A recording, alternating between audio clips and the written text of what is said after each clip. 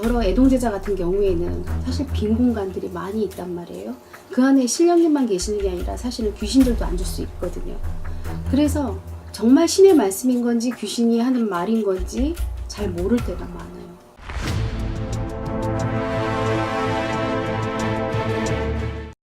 무당도 사람이기 때문에 무서운 건 있어요. 간혹 법당에서도 이렇게 무서움을 주실 때가 있고요. 근데 사실 이게 신의 뜻이구나 라고 해서 삭히는 게 있는 거지, 사실은 조상 실을 때 저는 그때가 제일 무섭더라고요. 조상을 싫다 보면은, 조상 거리를 하다가 보면은 조상을 싫으면 이 사람은 기운이 너무 안 좋은 분들이 계세요. 정말 성향이 우락부락하거나 또는 자기가 죽은 줄 모르는, 자살을 했는데 자기가 죽은 줄 모르는 거예요. 근데 제 몸에 실렸는데 제가 죽으려고 막 할 때가 있어요. 제어가 안 돼요. 그럴 때는 저도 아찔하고 무서워요. 손님이 왔는데 갑자기 선생님한테 그 손님의 조상이 실리는 뭐 그런 것도 있어요? 그런 경우도 있는데 그건 제가 컨트롤 하죠. 무턱대고 조상이 제 몸에 들어오지는 않아요. 그거는 제가 이제 허락하에 실는 거죠. 무당들이 귀신을 보잖아요. 근데 매번 보이지는 않아요. 매번 보이면 미쳐요, 무서워서. 그런데 보고 싶다거나 또는 필요할 때는 보여요. 봐야 할 때? 네, 봐야 할 때. 그러면 아까 손님 조상 실리는 것도 이제 선생님이 다 제어가 가능하신? 그렇죠. 그런데 저 사람한테는 이 조상이 와 있으니까 표현은 해줘야 되잖아요. 옆에서 말씀하세요. 나 왔으니까, 나 이런 사람이니까 알려달라고 하면은, 이런 분 계세요 라고 하면은, 예 맞아요, 우리 할아버지예요, 아버지예요, 이렇게 나오죠. 그러면 옆에서 그 계신 조상님이 되게 흐뭇해 하시죠. 왜냐하면 알아주니까. 어떤 예가 있냐면요, 그때 내 물건 버렸어 안 버렸어 이렇게 묻는 경우가 있어요. 어머니 짠지 시어머니인지 뭐 할머니인지 모르겠는데 여자분 한 분이 오셔서 본인한테 가락지 어쨌냐고 묻는데 이거 뭐예요? 라고 했더니 깜짝 놀라시는 거예요. 자기 시어머니 가락지를 받았는데 팔았다는 거죠. 그러니까 그걸 어떻게 아냐고 해서 할머니가 이렇게 생겼는데 맞아? 그랬더니 맞대요. 그러니까 그렇게 보여주시는 경우도 더러 계세요. 저는 사실 가장 무서운 건 신이에요. 저는 지금도 법당에서 살려주세요, 도와주세요. 제가 알고 지은 죄가 있거든, 모르고 지은 죄가 있거든, 다 용서하시고 제자로서 올바르게 가게 도와주세요, 살려주세요, 이렇게 기도하고 있거든요. 정말 신의 길로 가는 것이 쉽지만은 않지만 제자가 노력하는 것도 신이 봤을 때는 상당히 좀 옳게 보신단 말이에요. 그래서 허트러지지 않게 살려고 정말 열심히 노력하고 있어요. 그래서 지금 생각해보면 가장 무서운 건 신이다, 이렇게 볼 수 있죠. 신당이라고 해서 신만이 계시는 거는 아니란 말이에요. 저 같은 경우에는 건립과 신당에서 열심히 빌고 있기 때문에 할머니 할아버지께서, 신령님들께서 자리를 자정하고 계신다고 하지만 더러 애동제자 같은 경우에는 사실 빈 공간들이 많이 있단 말이에요.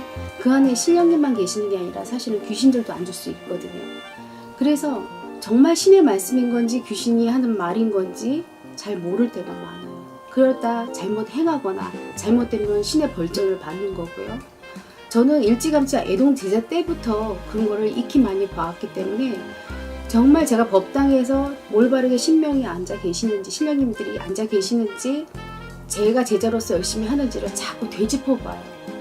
그래서 정말 신에서 하시는 것들이 정말 무섭고, 또 제자가 열심히 해야 되는 거를 늘 잊을 수가 없어요. 제자들은 신을 모시는 일이잖아요. 제일 큰 신들을 모시고 있기 때문에 정말 깨끗한 마음, 바른 마음을 지니고 살아야 되는 게 당연한 거예요. 그래서 특히 신부모를 모시고 있는 제자라고 하면 신부모의 의견을 잘 따라가고 법도에 어긋나지 않게 열심히 배워가는 게 제일 좋고요. 자신의 생각이 앞서면 다시 한번 돌아보는 시간을 갖는 게 더 좋고요. 그리고 자식 기도를 꼭 해라.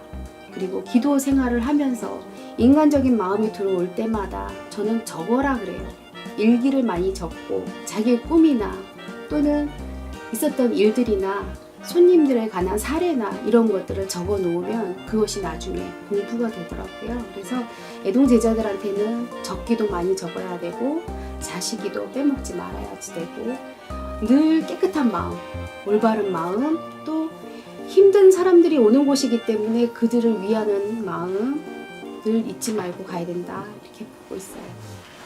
그러면 선생님께서도 모든 선생님들이 다 지금도 애동이라고 하시지만 완전 이제 애동 제자이실 때 네.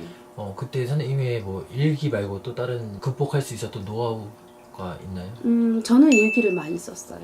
그러니까 그날 기도하고 그날 있었던 일들을 다 노트에 적었는데, 물론 신령님께서 들어오실 때도 오늘은 어떤 분이 들어오시는지, 오늘은 또 어떤 분이 움직이시는지, 할머니가 말씀하시는지 할아버지가 말씀하시는지 동자 도노님이 말씀하시는지를 다 일기로 적었는데, 그것이 훗날에 보니까 다 공부였더라고요. 그래서 어찌 보면 그게 다 저의 재산이 돼서 또 제자를 냈을 때 제가 가르침을 줄 수 있는 상황, 거기까지도 가게 됐더라고요.